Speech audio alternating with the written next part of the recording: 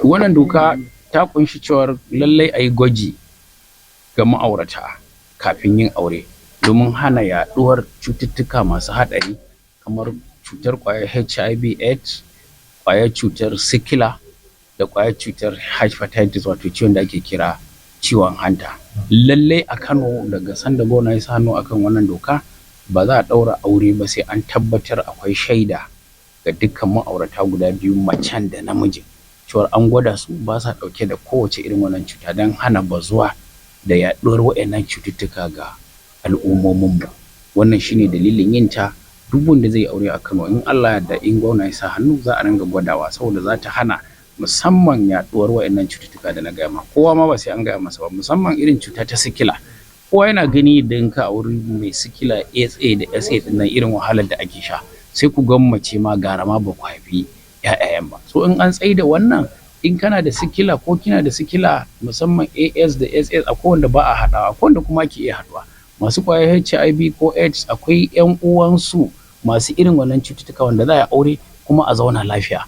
Kuma akwai gwaje-gwaje na kimiyya domin ba mu yi wannan doka ba sai da muka je muka zauna muka samu zama da masana manya-manyan likitoci da malaman addini wanda ci gaba yana zuwa na ilimi. Even su ma'auratan ma masu cututtukan za a samu wani yanayi da za a samu wani gyare-gyare a ciki. Kuma ta yaya za a wannan doka za ta tabbatar da cewa al'umma na bin ta musamman ma idan aka sa hannu ganin cewa ko wani shiri da kawai na bibiya akwai an kafa kwamitoci na Hizba da kuma ƙungiyoyin al'ummomi a unguwanni da ƙananan hukumomi da garuruka da kuma limamai da za su tabbatar da cewar in an zo ɗaurin aure sai an kawo musu certificate na gwaji ga wayannan ma'aurata. Kuma kafin a aure akalla za a yi gwajin nan kamar sau biyu, kamar wata 3 kafin aure, sannan kuma a satin da za a ɗaura auren shi ma a sake zuwa a sake gwadawa. Wannan shine kuma mun tanaji kare su masu ɗauke da wayannan cututtuka daga tsangwama ko tsana daga al'umma, abin da ake kira stigmatization ko any sort of differences,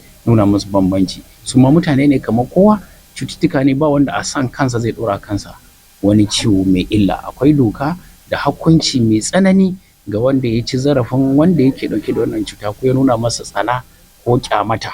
Kuma an ba su kariya a guraren aiki da makarantu da wajen samun horo na kowane irin aiki. Wannan in kana ɗauke da wannan cuta ba za ta cutar da kai aikin ka ba za a hana maka promotion ba za a hana maka ci gaba ba, abin da za a shafi rayuwarka akan wannan. An ɗau kariya da za a kare lafiya.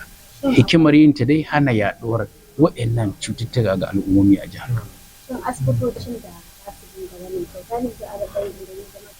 an tanaji yadda za a yi su a gwaje-gwaje a ƙananan hukumomi zai zama kyauta ne ga ma'aurata. In dai an zo ne da niyyar yin aure za a yi shi kyauta kuma a kawo certificate ɗin, kuma ba ko ina aka yadda a je a yi ba sai asibitocin gwamnati ko kuma wa'yanda hukumar lafiya ta jiha ta yadda cewar cibiyoyi ne nagartattu masu kayan gwaje-gwaje. Wannan shi ne.